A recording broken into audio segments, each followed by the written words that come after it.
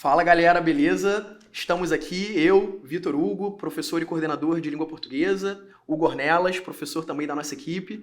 Estamos aqui no podcast, ou abrindo essa série de podcasts para os livros da UERJ. Aqui hoje, o livro escolhido para a prova de língua portuguesa e literatura brasileira, ou nem tanta literatura brasileira assim nesse caso, e aí acho que já é um tópico de que a gente pode falar daqui a pouco. Literatura de língua portuguesa, melhor assim, Niket, de Paulina Chiziane. Paulina, que é uma escritora moçambicana, e não é a primeira vez, diga-se de passagem, que aparece um escritor, ou nesse caso agora uma escritora moçambicana, na prova da UERJ. O Mia Couto já apareceu, né? Em 2019, Mia Couto apareceu para a prova específica naquela oportunidade. Sim, prova discursiva. Antes de Nascer o Mundo, e foi uma leitura também que agregou muito. Eu, particularmente, não conhecia Paulina, não sei, Hugo conhecia Paulina? A gente escuta falar, né? Mas parar para ler, para identificar a obra, uma coisa também é você conhecer a história, outra coisa é você ter acesso à obra, né? Uma coisa importante também desde já, amigo, pra gente falar pro pessoal, que vocês leiam a obra, né? Porque hoje a gente tem tanto acesso a coisas rápidas, né? Muita gente comentando, falando, mas o processo de ler, né? De você conhecer, faz diferença para você interpretar, fazer uma questão e tal. Nesse mundo tiktorizado, para usar o neologismo. Deve ter TikTok já aí de 15 segundos com o neologismo que nós utilizamos lá pro podcast do Bicast, né? E aí, o mais bacana de tudo é que Paulina, escritora preta, traz uma narradora preta, e falar de literatura preta e não falar de racismo é um ponto muito curioso, sim, né? Porque na literatura brasileira, quase sempre a literatura preta está associada a esse lugar do racismo, do preconceito, que, de fato, não cruza em nenhum momento essa narrativa de Paulina. Paulina, que é uma senhorinha já, tem lá nas suas casas dos 67 anos, ela é de 55, passa por guerra civil, passa pelo processo de independência. E ela viveu tudo, né? É ligada à política, a família dela é ligada à política. Viveu tudo isso, ela participa de... Pois é, a gente até comentando um pouquinho antes de começar, como o livro é importante, Vitor, pelo lugar de fala, né? Para quem lembra, aí em 2019 teve o livro do Mia Couto, Antes de Nascer o Mundo, e esse livro, ele tinha uma peculiaridade narrativa porque você tem dois narradores. São dois narradores em primeira pessoa. Uma espécie de polifonia discursiva, exatamente, né? Eu gosto desse nome, polifonia. Muito interessante. Que é o Moanito, que vai narrando, depois a Marta.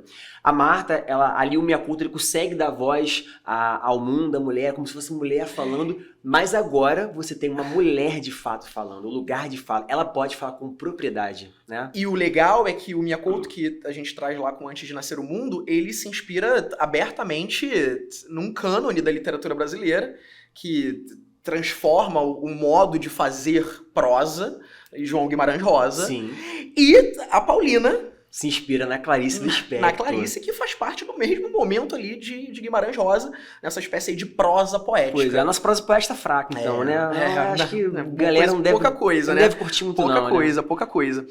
E aí é muito bacana a UERJ trazer esse livro que fuja, mais uma vez, né, como já aconteceu antes, que fuja desse eixo Brasil-Portugal, literatura brasileira, literatura portuguesa, porque, de fato, a lusofonia, e aí a gente tá falando dos países que falam língua portuguesa, sobretudo ali na África, né, uma África portuguesa, como é o caso de Moçambique, e que passa por processos de independência tardios, e que só começam a surgir, só começam a se reconhecer como povo, como sociedade, e daí a literatura, que tem tudo a ver com isso, muito recentemente. Sim. Então, se, sei lá, década de 90, 80, 70, a gente não encontra nos vestibulares paradidáticos que dialoguem com literatura né, africana. Aliás, a literatura, ou as literaturas africanas, como a gente muitas vezes gosta de usar aí no plural para trazer uma noção mais diversificada, passa por tantos problemas, como, por exemplo, o problema de equipararmos literatura brasileira à literatura africana como se... Mas peraí,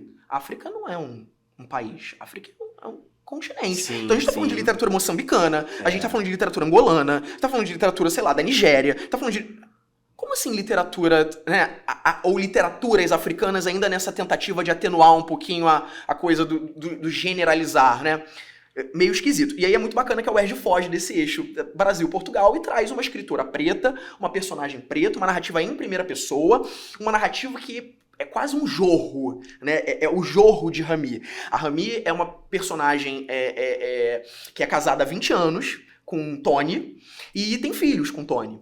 E a narrativa ela começa ali num momento em que o filho é acusado de quebrar o vidro do carro. Boom, né? Tem ali um acidente. Não, engraçado é que quando a Rami ela escuta isso, ela acha que aconteceu alguma coisa, tipo, envolvendo violência, foi guerra. É né? guerra. Né? Então, são ecos, porque é engraçado falar, Vitor, porque o livro, ele é contemporâneo à data da sua publicação. Exato. Então, ele se passa em 2002, né? Às vezes o cara escreve em 2015 e tá retratando já, o século XX, dizendo, mas ele é bem fidedigno ao seu tempo. Então, 2002 é o quê? São 10 anos depois do fim da Guerra Civil, né? Então, a gente tem ali um eco ainda dessa guerra, é muito pouco tempo, né? De maneira então, que isso reverbera ainda no todo, né? Exatamente, eles vivem sempre muito aflitos, né? Muito preocupados e tal. Então, acho que é interessante, é muito deflagrante essa parte, né? Esse início, né? E a UERJ fugindo, né? Porque se a gente pensa, por exemplo, no vestibular da FUVEST, cara, a FUVEST cobra os cânones.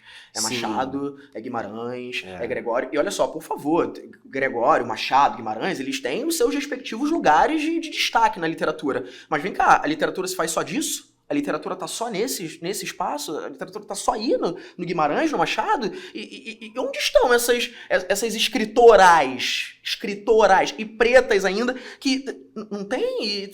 E curioso falar isso, Vitor, porque se você procurar alguma coisa sobre a Paulinha, você vai achar muita coisa, né?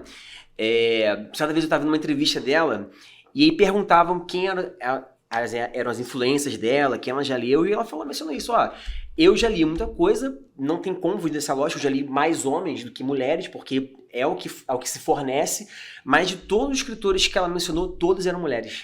Que legal, porque essas influências mostram muito, trazem muito para essa literatura que de fato é uma literatura feminina. Exatamente. É uma literatura que vai a todo momento colocar a mulher, quem sou eu? E a figura do espelho, a imagem do espelho, que é uma imagem conhecida de Guimarães, é uma imagem, já que a gente está falando de Guimarães e Machado, é uma imagem conhecida, é uma metáfora conhecida também de Machado. Aliás, na história, Aristóteles já fala do espelho, né? Sim. Então o espelho tem uma longa tradição literária. E só rapidinho, não fugir do que você estava falando, porque se realmente se a gente só cobra os canos, né, os homens, por que então ela não menciona os homens, né? Então, porque os escritores não mencionam. Então, acho que um ponto aí a se destacar. Bem, eu gostaria de começar lendo rapidamente a sinopse do livro, só pra gente partir de um mesmo ponto. Diz assim: Rami é uma esposa fiel e subserviente. Ela faz o que manda a tradição, mas nem assim consegue ser amada por Tony, com quem é casada há 20 anos. Certo dia, Rami descobre que o marido tem várias amantes e filhos por todo Moçambique e decide conhecê-las uma a uma. Eu, Rami, sou a primeira dama, a rainha mãe. O nosso lar é um polígono de 6 pontos, é polígamo. Olha que bacana essa brincadeira já com a linguagem, que aliás acontece a todo momento. Um hexágono amoroso diz. A partir desse encontro surpreendente, todas terão a vida completamente transformada. De origem humilde, Paulina Chiziane foi a primeira mulher moçambicana a publicar um romance. Apesar de não se considerar romancista, mais uma contadora de histórias. Em Niket, ela mistura bom humor, consciência social e lirismo para traçar um vigoroso painel da condição feminina e da sociedade de seu país. O bacana de ela não se considerar aqui exatamente uma romancista, mas uma contadora de histórias, Hugo, tem muito a ver com o fato de ela ter sido uma espécie de assistente social, digamos assim, e ela viaja por todo Moçambique e entra em contato com a história de várias pessoas, várias mulheres, e ela traz tudo isso para sua narrativa, né? Então acho que a noção do contar história, ela dá um tom mais oral, mais coloquial, mais próximo e mais real. Bacana você mencionar isso, porque... Não, primeiro assim, eu acho que talvez para uma pessoa mais leiga, ela explica assim, eu não sou uma romancista, mas uma contadora de história. Parece que ela sai de um lugar de escritura profissional e se põe num lugar meio que amador, porque contar a história, qualquer um pode contar a história, mas romance talvez seja um de poucos. Mas não é o que acontece no livro, né? Por isso que, de novo, é importante a gente mencionar a relevância de você ler, né? Porque, assim, quando você tem contato com a leitura, você percebe o tipo de linguagem que ela usa. Amigo, se você percebeu, mas é um livro de adjetivos, né? Ela usa adjetivo, cara, e metáfora. Parece que para toda situação existe uma metáfora. E são metáforas profundas, né? Tem uma metáfora, cara, que ela menciona assim, que ela fala sobre o amor, né? ela discute muito sobre amor, então por isso entra na camada mais lírica, né, da prosa intimista e tal. Ela sai daquele espaço da narração, da dinâmica, da sequência de eventos e vai para aquele espaço mais reflexivo, como é típico lá dos textos líricos, né? E aí, trazendo um pouquinho mais para nossa realidade da UERJ, parece que questões associadas ali à linguagem, à figura, talvez a uma pontuação mais expressiva. Isso daí parece carro-chefe da UERJ. Parece que... A prova da UERJ é uma prova que gosta muito do aspecto linguístico, né? Ela, acho que e esse livro de propósito, né? Esse livro é assim, um prato cheio. A linguagem na sua forma mais densa e mais metafórica e mais simbólica e mais representativa. E, bem... Acho que... Vamos falar, então... E só para terminar aqui a chave, né, o ponto. Quando a gente fala da prosa lírica, a prosa lírica, ela vai ter essa camada subjetiva e tal. E aí, como ela fala sobre amor, cara, como é que é a percepção geral de poemas sobre amor? O amor sempre é um problema, né? O amor ele nunca surge de uma questão harmoniosa, amena. Ele está sempre naquela questão problemática, da tristeza, né? Tanto que as poesias românticas fazem muito sucesso, né? E aí tem uma parte que ela fala que ela compara, fala assim, o amor ele tem que ser incompleto. Porque o amor completo é como uma pessoa que devorou uma uma tigela de sopa. Ela não precisa mais da sopa. Então, o seu amor é suprido. E aí ela vai, né, divagando, falando sobre percepções. E amor é um tema que a gente vai ter que entrar, né? Porque é poligamia mesmo, né? É poligamia. Não é símbolo, não é metáfora. Estamos conectados, porque eu ia chegar aí, assim... É literalmente poligamia. Uma história de poligamia. É isso aí, não tem... E a poligamia que, diga-se de passagem, no Brasil é crime, tá? Sim. Nós somos monogâmicos por lei, então se você casa com alguém aqui no Rio de Janeiro e chega ali em São Paulo e se casa de novo, você é preso. Sim. E que visão é essa que nós, brasileiros, temos de uma sociedade moçambicana, completamente patriarcal, não que nós sejamos muito diferentes né? Disso, Sim, é bom dizer, mas ainda com muitos choques de cultura, né? Então, no próprio romance fica muito clara a distinção entre as mulheres do sul e do norte, acho que a gente pode voltar nisso daqui a pouco. Mas mais do que isso, como a poligamia, ela se transforma ao longo da narrativa. Porque se num primeiro momento a Rami, ao descobrir as várias amantes que o Tony tem, e isso vai causando cada vez mais um vazio, por outro, ela usa essa própria poligamia no final do romance e reinventa esse lugar para jogar isso contra o próprio Tony. Né? Eu aqui errando na tonicidade. Rami e Tony, por favor. Rami e Tony. A gente vai chegar lá nos enredos. Mas antes de a gente chegar na parte do enredo, acho que é interessante falar em relação à cultura de Moçambique, né? Moçambique, cara, realmente é um lugar enraizadamente patriarcal. E eu digo por isso pensando também em algumas evidências, né? Tava pesquisando, não sei se você já ouviu falar, mas que uma vez falaram, sexta-feira agora é o dia do homem. Isso rola em Moçambique, morre em Angola. Aí eu fiquei assim, mas sobre isso tem dia do homem? Eu falei, não. Por semana. Toda sexta-feira é o dia do homem. E o homem, ele tem a liberdade para fazer o que ele quiser. Ele não deve nada à esposa dele. Ele pode ir pro bar, ele pode... Sem nenhum problema, né? Então, se a gente tá num lugar que tem esse tipo de cultura, então por isso que a gente fala que realmente é um patriarcalismo muito forte, né? Assim, a flor da pele. Então... E só para então associar a poligamia ao patriarcalismo, e isso ficar claro, o homem pode ser detentor de muitas mulheres. Exatamente. Mas não sabemos se a mulher pode. Não sabemos, não. A mulher não pode. Mulher não pode. E aí, para entrarmos de fato, a história se começa então com a Rami pensando, refletindo sobre a ausência do marido. Aliás, é bom dizer, o Tony é um alto comandante da polícia, então ele tem ali alguma certa condição, né, financeira, tem algum prestígio social, é um protetor da lei, digamos assim. E aí a Rami falou assim, cara, eu tô tendo esse papel de mãe, que até é o meu papel aqui, resolver o problema do meu filho e tudo mais, mas eu não precisaria passar por nada disso se o Tony estivesse em casa, se ele estivesse aqui, se ele fosse presente. O primeiro problema foi com a polícia. Sendo que o marido dela era do alto escalão, né? É. Ou se ele tivesse ali na hora, ele resolvia. Engraçado Facilmente. também, quando que... Não sei se você lembra, mas foi quando ela vai procurando, né, as mulheres, quando ela descobre a poligamia e tal. E aí a segunda mulher que ela procura é a Luísa. Isso.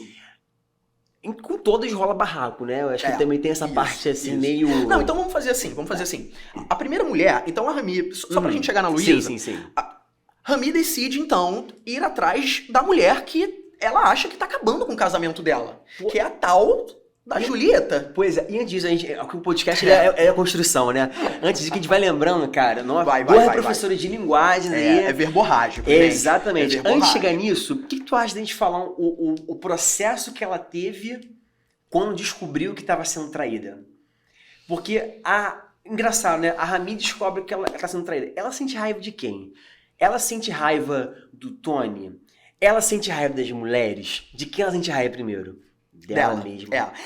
A Rami se coloca o tempo inteiro na como posição a culpada de culpa, ela se responsabiliza. E só a Rami faz isso? Você acha que é uma coisa que é específico da Rami? Ou você acha que isso pode ser uma coisa meio cultural? Normalmente a mulher é colocada nessa posição. Isso é muito maior do que a Rami. Exatamente. Não à toa, ao encontrar cada uma dessas mulheres amantes de Tony, se o primeiro momento é o momento de embate, o segundo momento é o momento de... Não, peraí. Você está na mesma situação que eu. Mais do que reconhecimento, né? Mais do que isso. Você está numa posição, às vezes, pior do que a minha. Porque eu sendo a primeira mulher, eu sendo a primeira dama, eu sendo a primeira esposa, eu ainda tenho certas garantias legais que vocês não têm. Sim. E aí, ela tem a conversa com o espelho, em que ela se coloca. Eu até tinha separado uma... Essa parte é maravilhosa. Uma passagem... Eu acho que cabe a gente... Inclusive, até apareceu o nosso simulado, né, professora? Uma passagem... Isso, apareceu. Nosso simulado mencionou essa parte aí do espelho. No nosso simulado. E aí ela olha pro espelho e diz assim... Essa parte é excelente porque tem a ver, inclusive, com o próprio título Niket, que é uma dança. Niket é uma dança.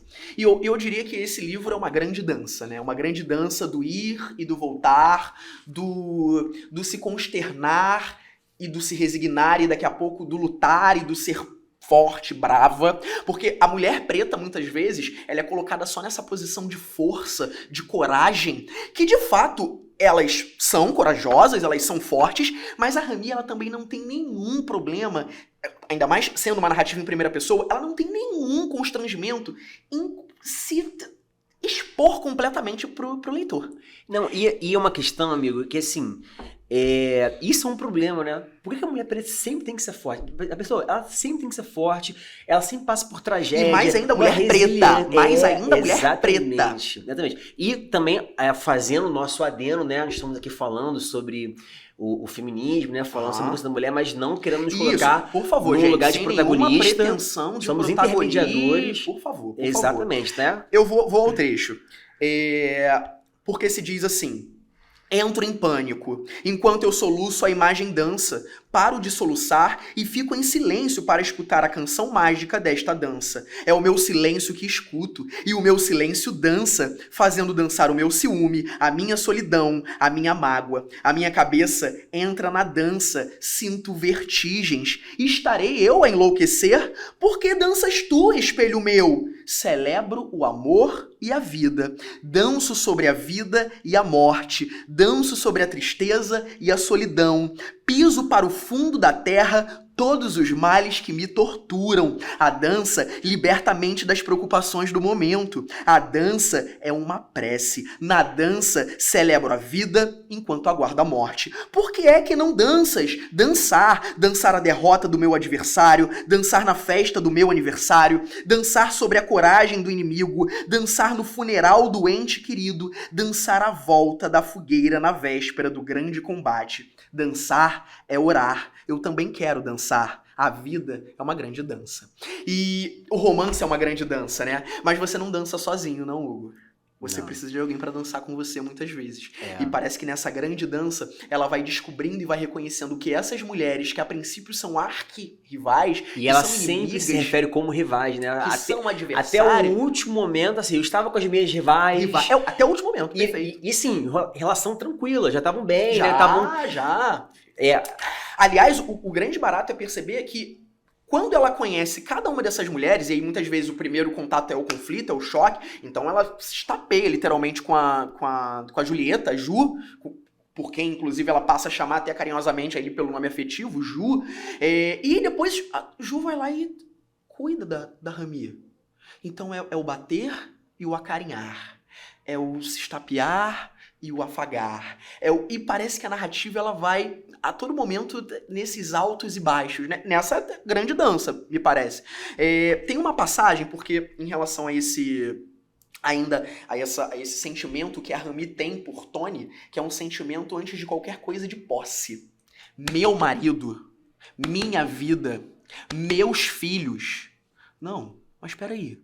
Não é seu. E aí, quando ela encontra a Julieta e ela percebe que o Tony não está na casa da Julieta, ela fala assim, mas vem cá, se o Tony não tá aqui, onde ele tá? Vou mais uma vez aqui a passagem, que essa passagem é sensacional. Ela diz assim, mas Julieta, mas se não está aqui, onde está então? E aí a Julieta responde, que é a segunda, né? A segunda esposa. Nos braços de uma terceira, talvez. E aí a Rami fica estupefata. Como assim? Uma já era demais. Mas ele tem mais de uma? Terceira? Sim, terceira. Será? Mais nova que nós duas, diz a Ju pra ela. Mais bela, dizem. Mais fresca que uma alface. Conheces? Pergunta a Rami. Conheço. Já andamos à pancadaria umas tantas vezes. E aí a Rami, mas Julieta, como podes andar a pancadaria por um marido que nem sequer é teu? E aí a Julieta dá um tapa na cara da Rami, metafórico. Porque ela diz assim, e o que significa a palavra teu quando se trata de um homem? Ter é uma das muitas ilusões da existência, porque o ser humano nasce e morre de mãos vazias. Tudo que julgamos ser é nos emprestado pela vida durante pouco tempo. Teu é o filho no ventre. Teu é o filho nos braços na hora da mamada. Mesmo o dinheiro que temos no banco, só o tocamos por pouco tempo. O beijo é um simples toque e o abraço dura apenas 1 minuto. O sol é teu, lá do alto. Sempre o mar é teu. Né? A metáfora. E aí é muito, né? E aí a Ju começa a questionar essa própria noção do pertencimento. Porque a mulher, ela não tem. Quem tem é o homem.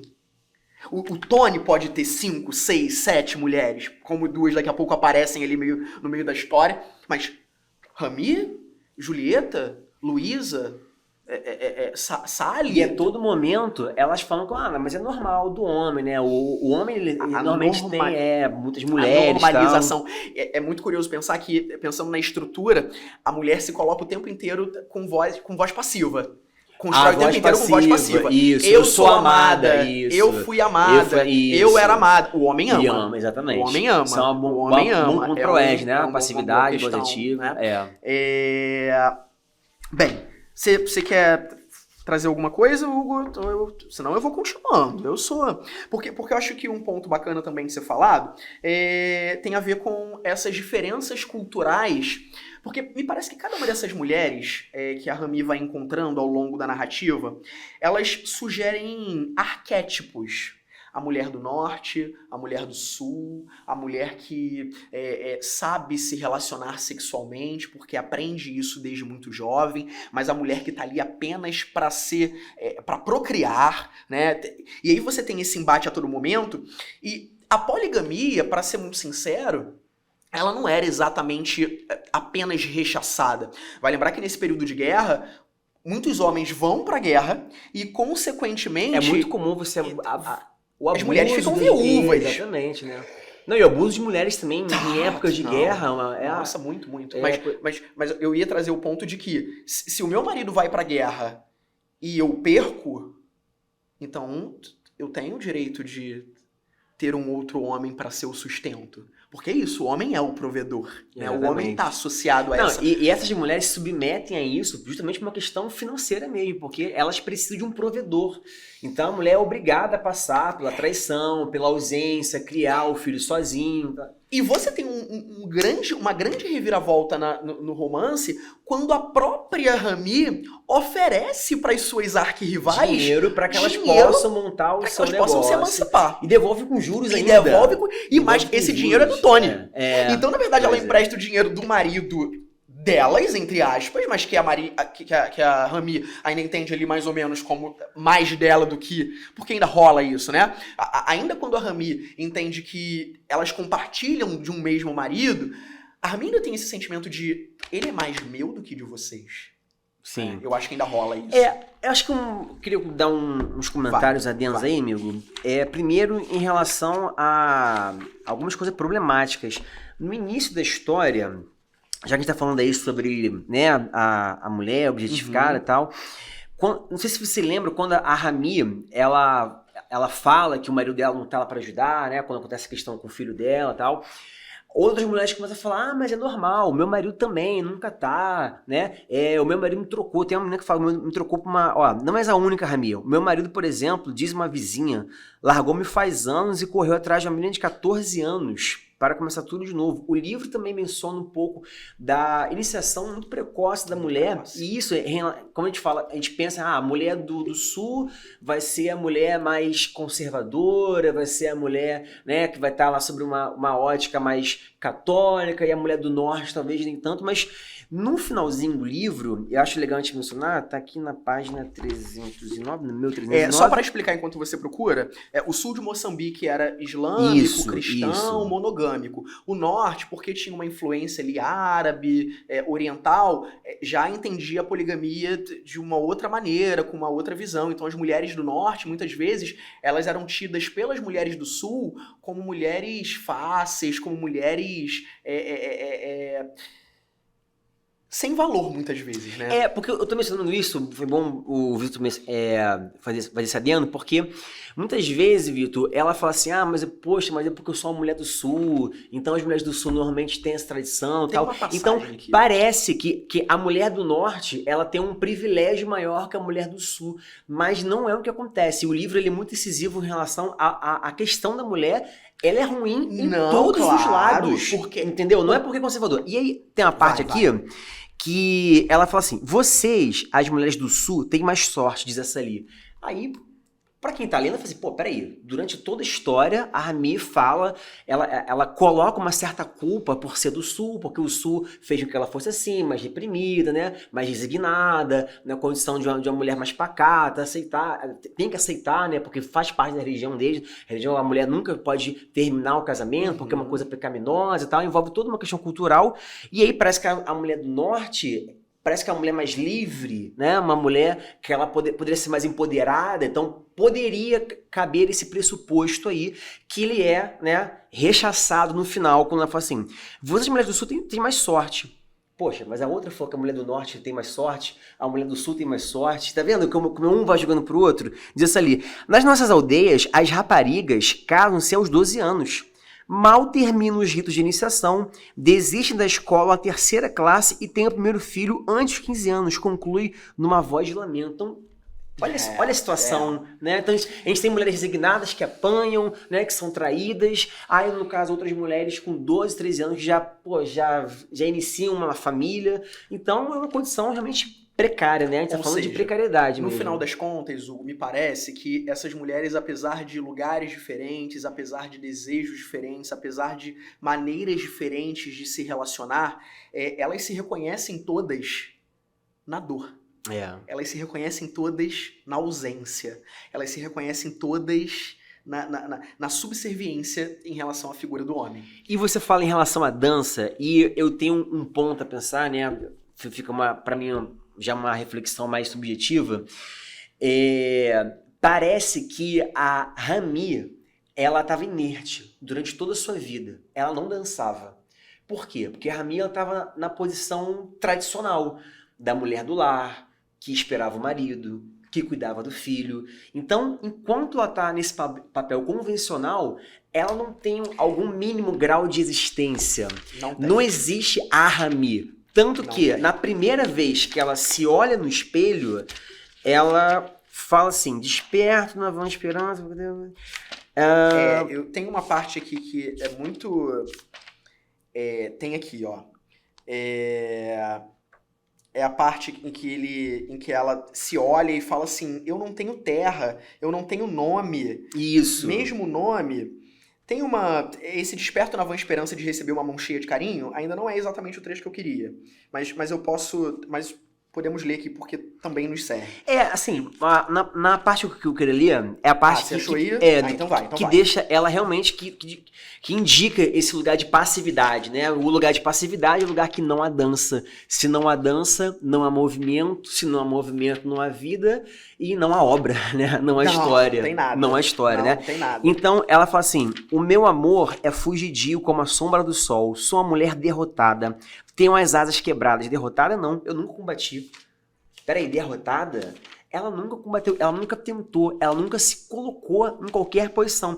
E aí, a partir dessa dor, Vitor, que vai unindo, que meio que universaliza esse diálogo entre as mulheres, né, que são de regiões diferentes, cabe também te falar, né, tem mulheres aí que são do norte, mulheres que são do sul, e é a partir dessa dor que ela começa a se movimentar, e esse movimento, ele me indica a transformação essencial da Rami, que até então era mulher que era desconhecida, até então sem identidade, agora é a mulher meio que lida, e ela também é vista como se fosse uma mãe das outras, né? Isso, ela tem essa figura meio... ali, né? Pois é, então...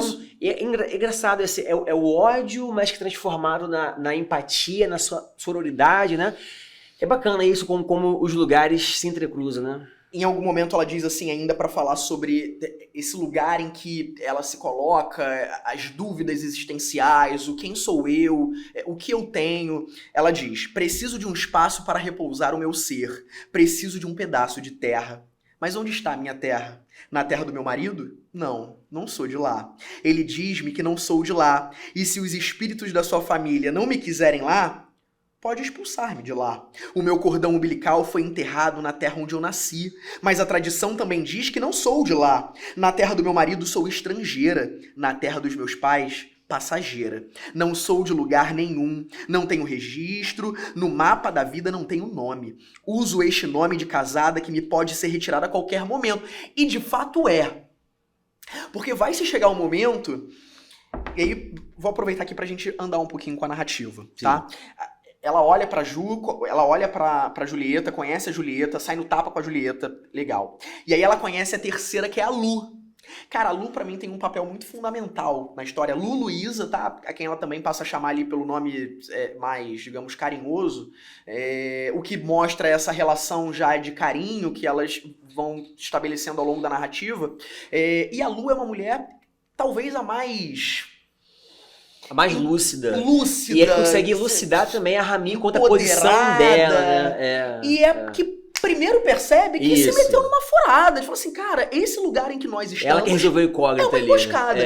E o grande barato é que elas brigam de modo que vão para a delegacia. E depois daquilo tudo, quando chega lá um soldadinho de chumbo e fala assim, mas por que duas mulheres estão... E aí a Rami fala assim, vem cá, você sabe quem sou eu?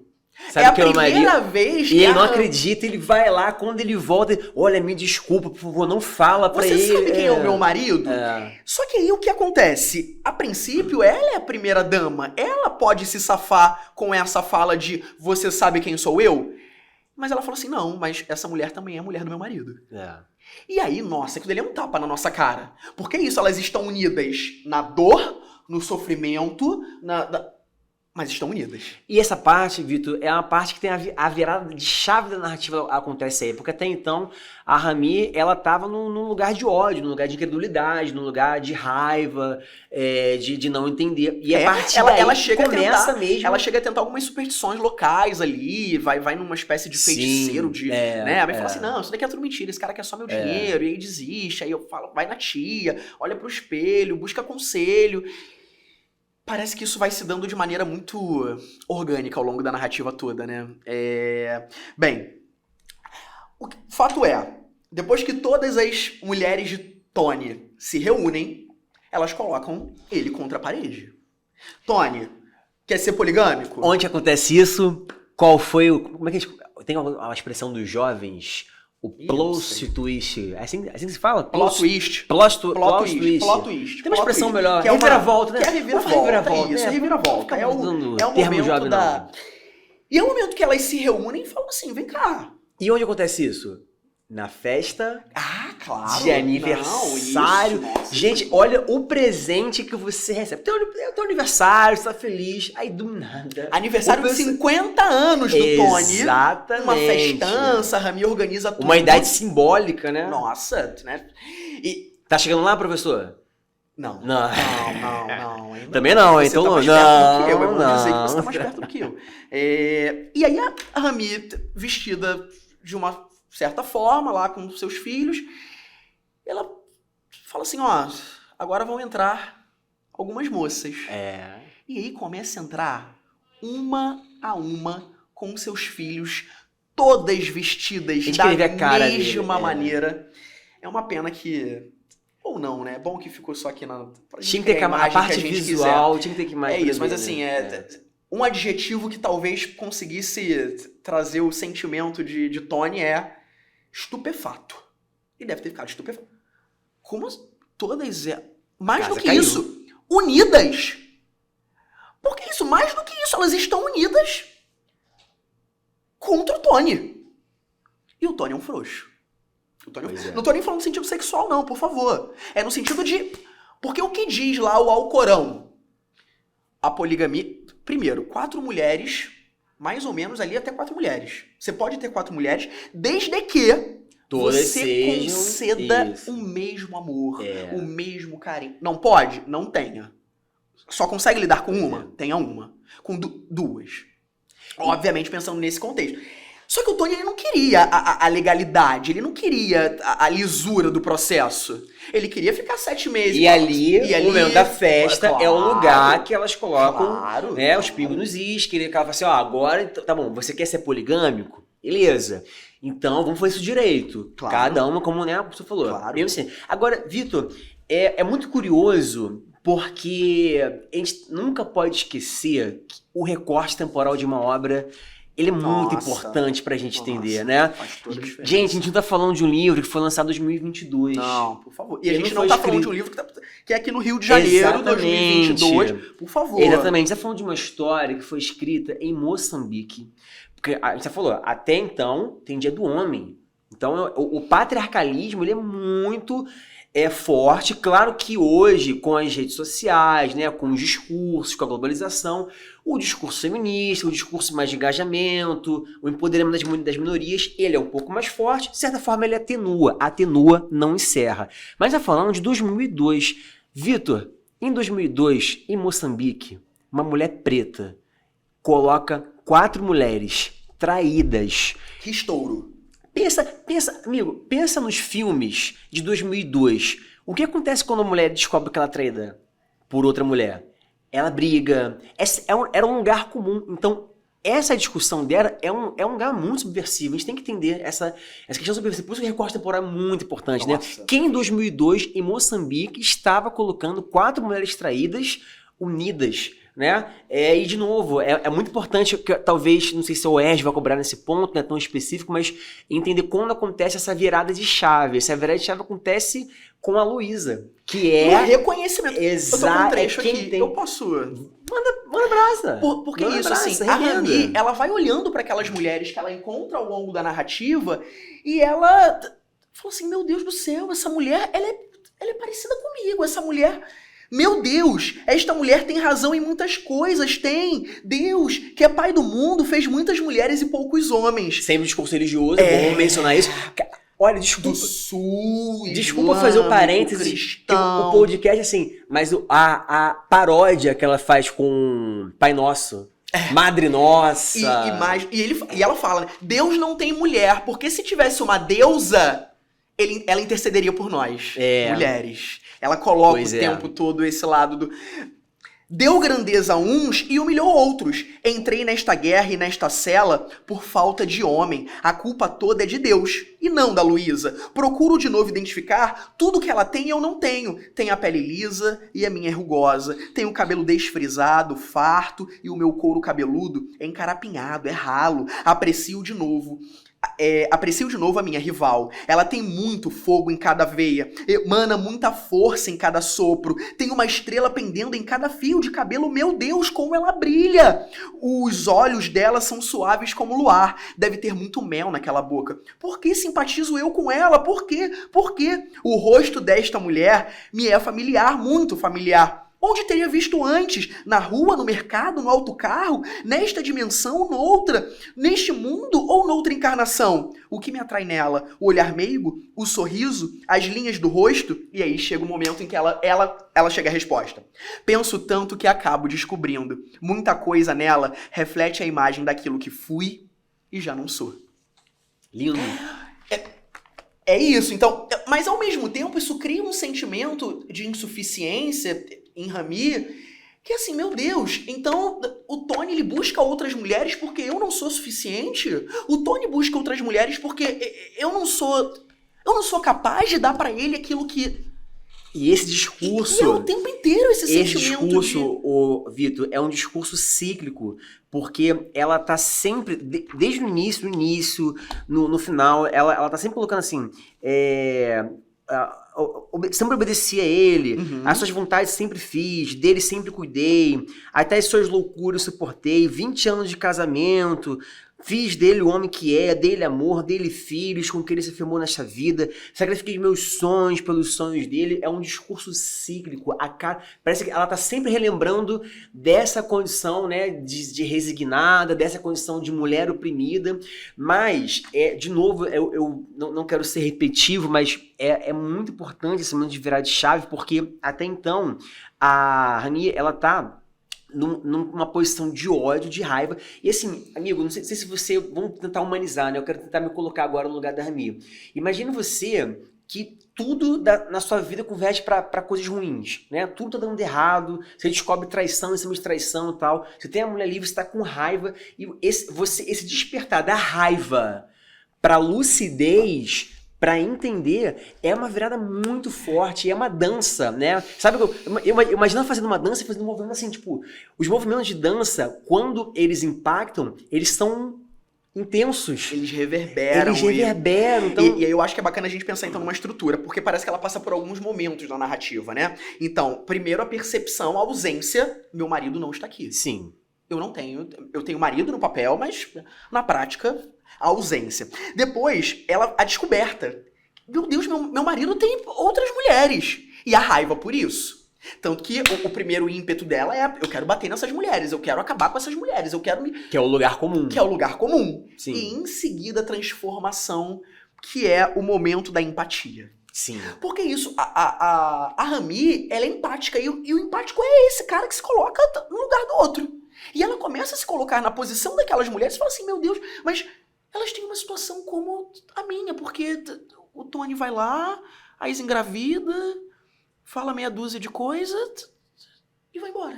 O homem chega e ele faz as questões dele lá, né? Chega lá, transa com as mulheres, namora, vai embora e pronto, né? E muitas vezes as mulheres... falta o carinho, falta o afeto. E muitas vezes elas aceitam isso porque é o lugar no qual elas... estão sempre. E talvez elas nunca tenham aprendido a estar no outro lugar. Pois é. Por isso que essa narrativa... A Rami, ela é, antes de qualquer coisa, uma mobilizadora, né? Ela mobiliza todas elas em prol de... Pra quem não sabia quem era, pra quem tava no lugar de passividade, pra quem nunca tinha combatido, pra quem sempre se colocava nessa posição, ela muda. De novo... temos uma mulher falando sobre isso, né? É o lugar de fala, né? É alguém que conhece mesmo, né? Isso é muito importante também, relevante esses dados. Aí só pra gente, acho que já estamos aqui na casa dos 44 minutos. Então, mais ou menos assim. Eu acho que eu tenho mais... Dá pra falar mais uma hora. Então ela vai conhecendo as mulheres, colocam todas elas o Tony contra a parede. Sim. E aí eles usam aqui o verbo lobolar, Sim, né? Do sim, lobolo. sim. O lobolo aqui é o... Você precisa arcar com as circunstâncias. Quer ter 5 mulheres? Então, mantenha as 5. Mantenha as 5 e seus filhos. Dê o mesmo afeto. Mesmo afeto, que é aquela história de que falávamos lá atrás. Isso, alimento, Só que cuidado, é isso, assim, carinho. o Tony, voltando então, o Tony é um frouxo. É. O Tony é um frouxo. Ele não consegue. E aí chega um momento em que ele vai e finge morte. Ele finge morte. Ele finge morte, porque ele pede divórcio pra Rami. Fala assim, que divórcio? Não. E ele forja uma morte. Gente, o negócio de não Olha, aceitar é que- muito forte, né? Muito Ele legal. foge uma morte. E aí a Rami, ela fica completamente no limbo. Porque a família do Tony tira tudo. Tinha isso, né? Por isso que Sim. na passagem do nome, esse nome que ela tem, ela diz, esse nome que eu tenho é emprestado. Pode me ser tirado a qualquer momento. E porque quando o Tony forja a sua morte, a família do Tony tira a casa, ela fica sem móvel, fica sem nada. E aí a tradição diz, você pode se casar com o irmão mais novo do seu marido. Ou nesse caso aí, da Que pessoa era que o te deixou, Levi. né? Que é o Levi. E aí, quando ela conhece o Levi, amigo, olha, ela... Um primeiro momento de, não, eu não quero, como assim? Mas aí Mas aí ela descobre, meu Deus, ela descobre que é ser amada, vamos botar assim, posso ser carinho. desejada. Exatamente. esse homem pode... Ela tem uma relação que ela nunca teve, ela sentiu uma coisa que ela nunca só, sentiu, só né? pra chamar atenção, ela já havia tido uma relação antes com o Vitor, Sim. que é o amante Emprestado. da Lu. A Lu empresta Isso. o amante dela pra Rami se relacionar sexualmente. Olha essa sororidade, acho que essa palavra aqui é forte, né? Sororidade. Porque isso, elas buscam uma emancipação, elas buscam uma libertação, elas buscam finalmente essa... Chega disso por meio da união. Então, me parece, Hugo, que a poligamia, que num primeiro momento é o grande vilão, é a grande vilã da história, passa a ser exatamente o meio com o qual elas conseguem trazer essa virada de chave. Pois é. Porque elas se unem e colocam todas elas o Tony contra E a parede. Vitor, vamos pensar aqui. Elas decidem, tá bom, então se o Rami pode ver poligamia, então a gente também pode ver poligamia. Então as mulheres decidem viver poligamia. Elas estão assumindo o lugar do patriarcalismo aí? E aí, o que é isso? Uma substituição, uma repetição de padrão? É um empoderamento? Como é que a gente pode interpretar? Eu acho que é autonomia, é libertação, é o poder, eu sou e eu posso estar nesse lugar que eu quero estar. Eu quero dar, eu não quero mais estar nesse lugar da passividade, eu não quero mais estar nesse lugar da resignação. Chega, nós somos 5. Não é possível que o Tony... Não é possível que se... M aí bota lá vários asteriscos. Não é possível que ele... Não é isso, não é... E aí é a grande mudança. Mas só pra a gente não perder o enredo e a gente conseguir fazer o comentário a partir disso. E aí ela começa a se relacionar com o Levi, irmão do Tony, morto. Só que, na verdade, o Tony não tá morto. O Tony não tá morto. Surge uma sexta mulher. Falou assim, olha, eu sei onde tá o Tony. Que pagou Eu comprei a passagem e ela do achava Tony que ia com ele ainda. Pra ir pra Europa. Ele queria esparecer. Só que ele tava vai com uma cansado, né? sétima mulher. E aí, por isso que ela fica chateada e fala assim, não foi comigo? Então eu vou lá te caguetar. E aí, se descobre então que o Tony tá vivo. Ele volta pra vida de Rami, volta pra vida lá de todas as mulheres, de Lu, de Ju, de Sally. E aí é o momento final da obra, porque a gente se encaminha pro final. Porque aí você passa assim, não é mais que o Tony não quer o Saluá, o Rami, ou fulano, ou Cicrano, ou Beltrana. São elas que não querem mais ele. Seriam todas elas uma só mulher? Não, acho que Será não. que ele estava procurando a versão de uma só? Eram personagens diferentes? Mas então ele não tá entendendo nada. Se ele tá procurando uma só, ele não tá entendendo nada. Pois né? Ele não tá entendendo nada. Mas só engraçado que no vai. finalzinho do livro, apesar de tudo isso, né? Apesar de todos esses moles aí, esses erros do Rami, elas ainda... Pra tu ver como do Tony. Do Tony, desculpa. como as mulheres ainda se sentem, de certa forma, ligadas efetivamente a ele. No final, assim, poxa, mas é o meu Tony, né? E sempre, né, reconhecendo essa questão afetiva, né? Mas aí, no final, chega... Bem, finalmente elas já estão emancipadas quase todas financeiramente, depois de se unirem, vendem roupas, enfim. Graças ao dinheiro Graças ao dinheiro que a Rami empresta, que na verdade é o dinheiro do Tony, né? O que é um momento muito marcante, como a gente disse na narrativa. E aí elas querem viver suas vidas. E elas meio que dão um golpe ali no Tony, assim, olha, a gente vai arranjar uma esposa pra você. E elas arrumam uma moça novinha, de 18 anos, e ele fala, não, eu não quero. Ué, se você não pode, então, lidar com a esposa, com mais uma esposa, então você não pode lidar com nenhuma de nós. Então a gente vai, cada um, para os seus respectivos caminhos. No final... E aí consegue se emancipar. Claro. E quem fica? A Rami. A Rami Rami era fiel dele. Rami. E aí, o diálogo final, eles estão num pátio, num jardim, e o momento final, assim, do livro é o Tony num... Assim, muitas lamentações, se desculpando o tempo inteiro. A gente sabe que tudo que o Tony fala pode ser, né? A gente pode desconfiar, ele não é uma pessoa de cuja idoneidade... claramente um remorso. Cuja idoneidade podemos confiar. Eu não sei, ele tem ali um remorso, acuado, uma dor, mas isso. Eu também não sei até em que ponto ele tá falando a verdade, porque ele antes disso, antes desse momento, desse finalzinho, desse desfecho, mas já ali pra segunda metade do livro, ele fala várias promessas, fala várias coisas pra Rami, e depois a Rami descobre que não era nada daquilo, porque ela fala com as suas companheiras, fala assim, não, mas ele falava muito mal de você, não, ele falava que você era péssima, não, ele falava... E ela vai, assim, nossa, vai sentindo um mal-estar, ela vai sentindo uma dor, ela vai sentindo Ela fala, não, eu não vou cair nessa de novo. É o que eu imagino que ela tenha pensado, né? E aí o momento final é isso, assim, ele diz, vocês todas juntas são leoas soltas na arena. Derrubaram-me, Rami. Acabaram comigo. Ah, meu Tony, não podes sofrer assim. Tu és apenas um palco onde o teatro da vida corre. És uma praça onde desfilam tradições, culturas, princípios, tiranias.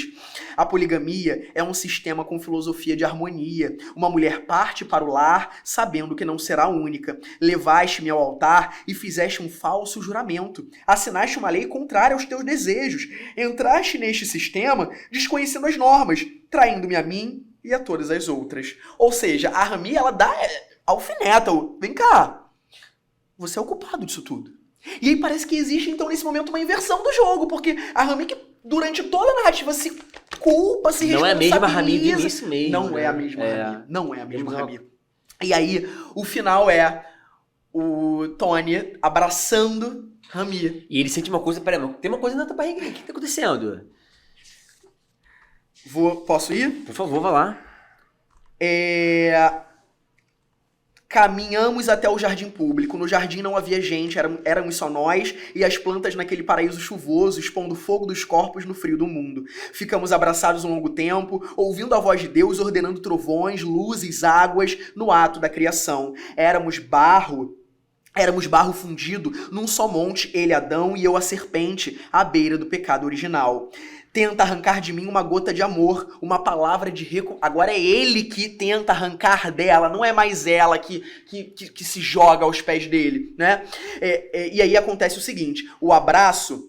Antes, a sua boca ressequida cola-se a minha num beijo divino. Ai, meu Deus, este beijo me enlouquece, me derrete, me transcende. Nunca antes me deram um beijo assim. O abraço é forte e pressiona-me o ventre duro como uma pedra, palpitando de vida. Rami, é um filho? Baixo os olhos, chegou a minha vez de chorar. Mas como se... Não respondo, continuo no meu choro silencioso. Diz que é meu, diz e salva-me. ruínas de uma família. A Lu, a desejada, partiu para os braços de outro, com véu e grinalda. A Ju, a enganada, está loucamente apaixonada por um velho português cheio de dinheiro. A Sally, a apetecida, enfeitiçou o padre italiano, que até deixou a batina só por amor a ela. A Mauá, a amada, ama outro alguém. Só fiquei eu, a rainha, a principal, para lhe salvar a honra de macho. Todas elas vieram e pousaram no meu teto, uma a uma, como aves de rapina. Agora levantaram voo, uma atrás da outra. Todas amaram meu homem, sugaram-lhe todo o mel e partiram. Agora está à beira do abismo. Treme, pede socorro. Meu Deus, eu sou poderosa, eu sinto que posso salvá-lo desta queda. Tenho nas mãos a fórmula mágica.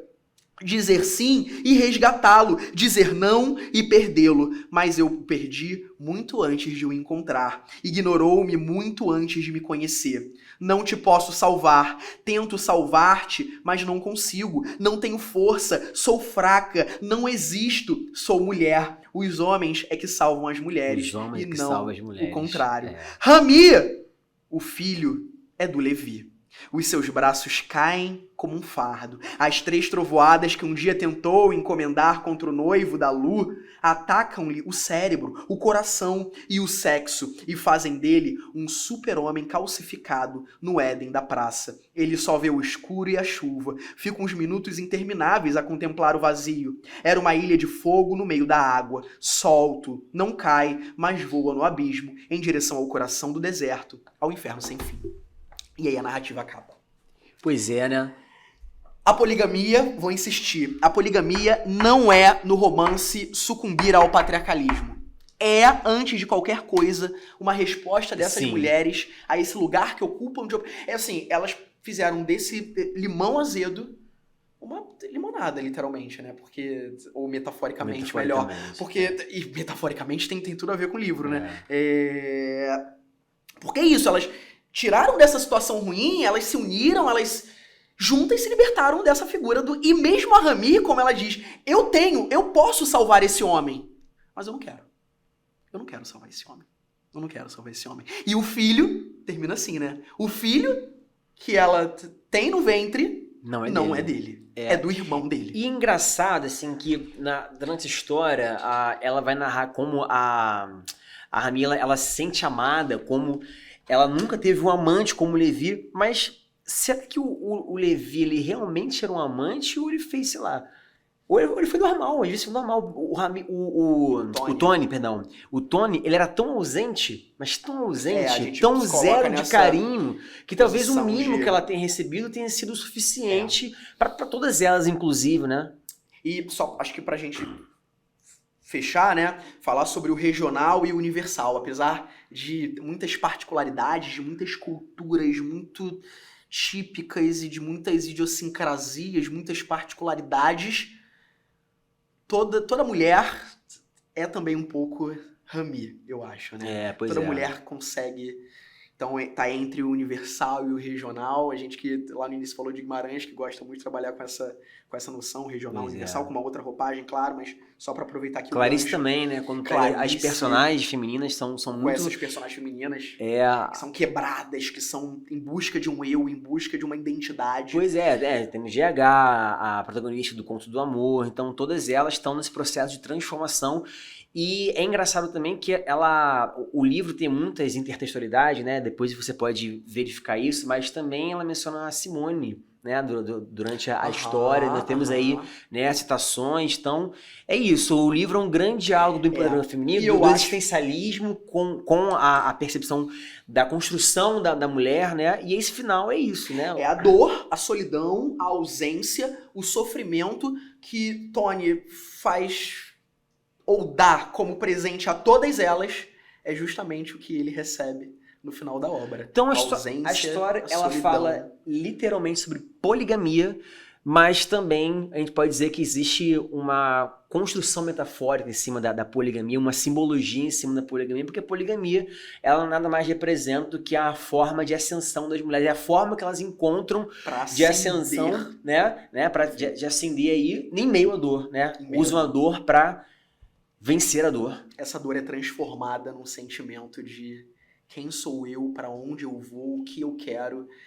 eu quero tomar as rédeas da minha vida. Exatamente. Eu acho que só pra gente fechar, chegando ao finalzinho, né? Eu já... eu acho que vale mencionar também uma questão legislativa. Em 2019, professor, isso foi colocado como lei. Em Moçambique, então, agora, a partir de 2019, a gente pode procurar artigo 19/22, se não me engano, esse é o que pesquisou a fundo. Procuramos lá, isso é errado. Mas aí eu te pergunto, professor Vitor, você acha que isso diminuiu com essa lei? Que bobagem. Será que isso acabou lá? Que bobagem. Continua, né? Então, em pleno 2022, nós temos aí também um ato que continua, né? Porque eu acho que existe uma necessidade de mudança cultural e... tá muito para além só de um papel, tá muito para além só de uma legislação, de palavras e... de certa forma, assim, acho que o livro ele tem uma função muito importante, não só para a gente fazer uma prova, né? Não só para a gente pensar, mas também como a nossa construção de cidadão, né? Como homens, como mulheres. Então, eu acho que... E aí fica a reflexão, eu homem, você homem, sim, para os meninos, o que a gente espera das mulheres? O que a gente espera da mulher na sociedade? Que ela tenha esse papel de procriar, é isso que esperamos dela, ou delas melhor. Pois é. Acho que é a reflexão. Bem, acho que a gente vai ficando por aqui. Espero que vocês tenham gostado. Eu me deliciei, jurei que falaria 40 minutos. Estamos aí na casa de 1 hora e daria para falar mais. Falaria. Eu tenho algumas coisas para falar, mas acho melhor a gente vamos encerrar. Encerrar, senão fica... Vai lá, dá o seu tchau, que eu dou aqui o meu tchau. Galera, então é isso. Leiam. Acho que você pode ouvir todos os podcasts possíveis, mas nunca vai ser a mesma coisa do que a sua experiência de leitura. Isso claramente foi o meu olhar, o olhar do professor Vitor. Claro que quando você estiver lendo, você vai ter os seus olhares. De alguma forma, a leitura também, ela mexe com a nossa experiência, né? Com a nossa bagagem. Acho que é importante você também ter suas próprias impressões. E, né, eu acho que também é legal em só pontuar daquela coisa sintética em relação à linguagem, ficar atento à linguagem, né? Se atentar ao uso de metáforas, ao uso de adjetivos, a narração em primeira pessoa, né? Como existe uma diferença no impacto, como seria diferente de uma narração em terceira pessoa, por exemplo, né? Com a primeira pessoa deixa esse tom mais confessional, esse tom mais intimista, esse tom mais afetuoso, né? Enfim. E aí acho que é legal você tentar a parte de estrutura. Leiam e acho que é isso, né? Estudem, está aí para isso. Espero que esse podcast, essa rápida conversa, porque a gente passou muito por alto, né? É uma obra tão densa que se você não tem como a gente realmente dar conta de tudo, né? Mas pegou aqui uns pontos que pra gente eram importantes, relevantes. Espero que tenha contribuído. Valeu, gente. Um abraço e até a próxima. Valeu. Tchau, tchau.